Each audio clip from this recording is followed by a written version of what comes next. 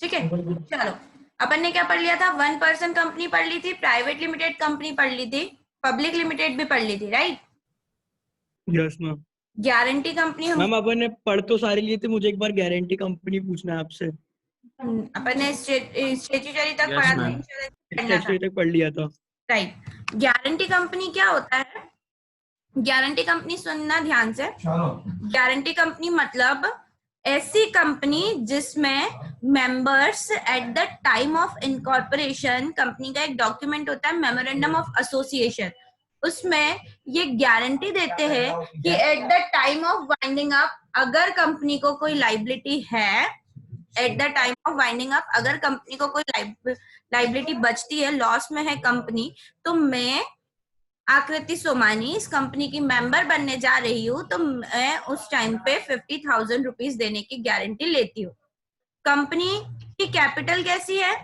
मैंने कैपिटल का एक बार पूरा पेमेंट कर दिया, उसके बाद भी मैं ये गारंटी देती हूँ कि अगर कंपनी जब बंद होने वाली है, उस टाइम कंपनी को कोई लाइबिलिटी है या किसी भी तरीके की लाइबिलिटी पे ऑफ करनी है और कंपनी के पास इतने पैसे नहीं बचते हैं, तो मैं पर्सनली 50,000 रुपीज देने की गारंटी लेती हूँ।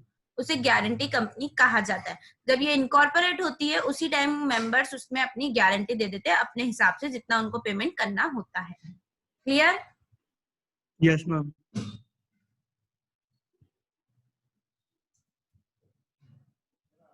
अभिषेक को आवाज भी नहीं आ रही है। अरे मैं इसका माइक कैसे ऑन कर सकती हूँ?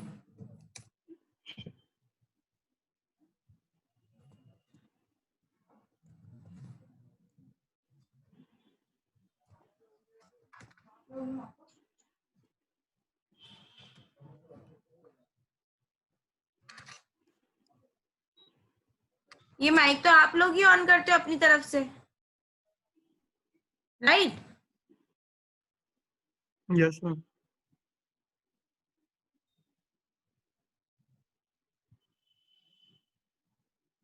इसकी तरफ तो कोई ऑप्शन भी नहीं आ रहा है कि मैं इसको म्यूट करूं या कुछ करूं।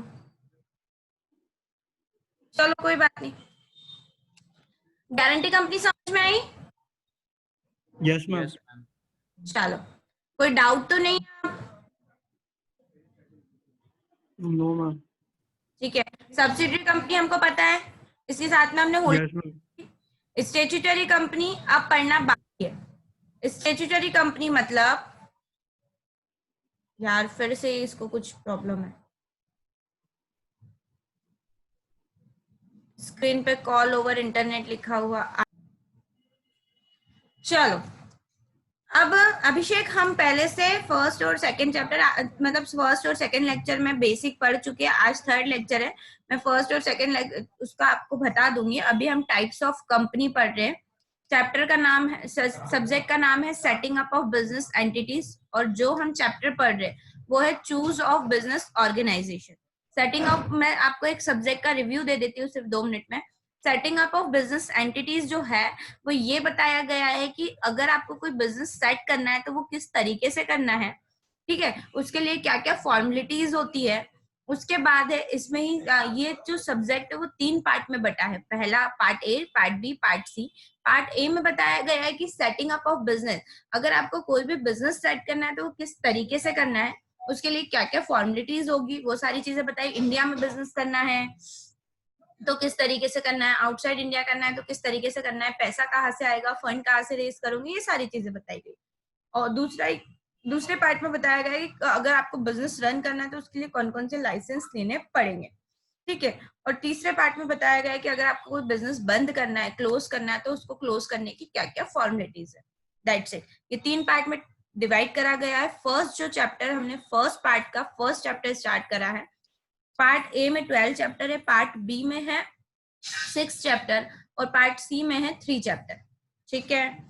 इसके बाद जो है वो ये बताया गया, हमने पार्ट ए का फर्स्ट चैप्टर स्टार्ट करा है, चूज ऑफ बिजनेस ऑर्गेनाइजेशन, कि अगर आपको कोई बिजनेस डालना है तो उसके लिए आपको सबसे पहले ये पता होना चाहिए कि फॉर्म्स ऑफ बिजनेस ऑर्गेनाइजेशन, कितने तरीके के बिजनेस फॉर्म्स होते हैं जिसमें आप कर सकते हैं। Just like sole proprietorship, partnership, private limited company, LLP, Hindu undivided family, ये इसके टाइप्स ऑफ बिजनेस ऑर्गेनाइजेशन थे।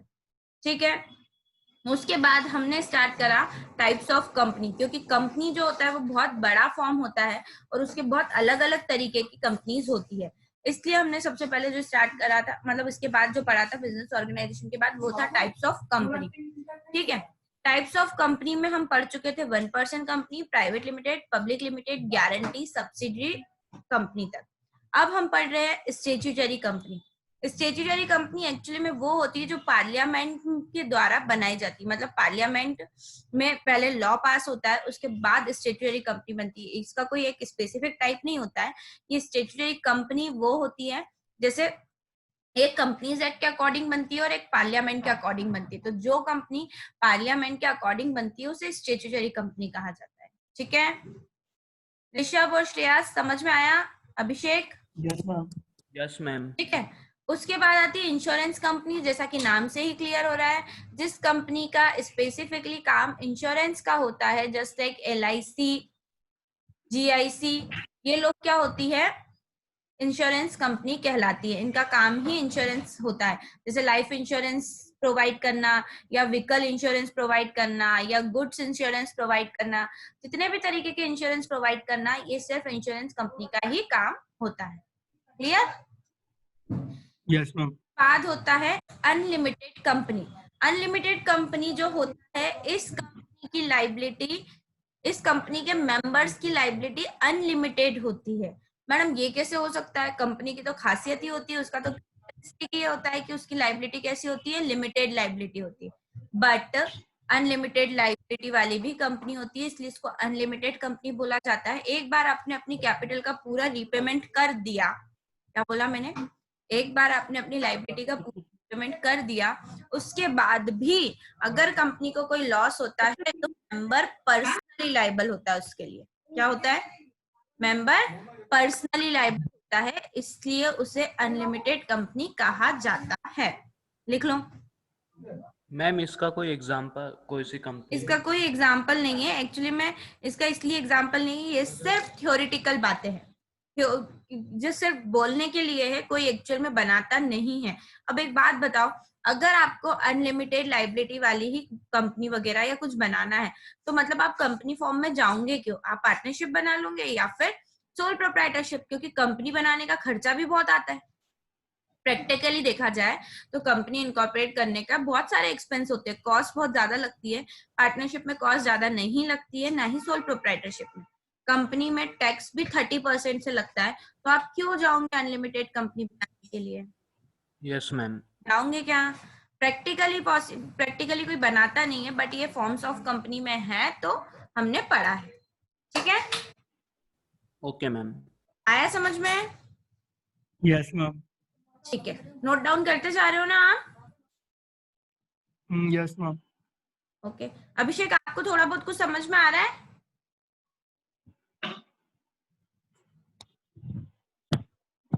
अभिषेक?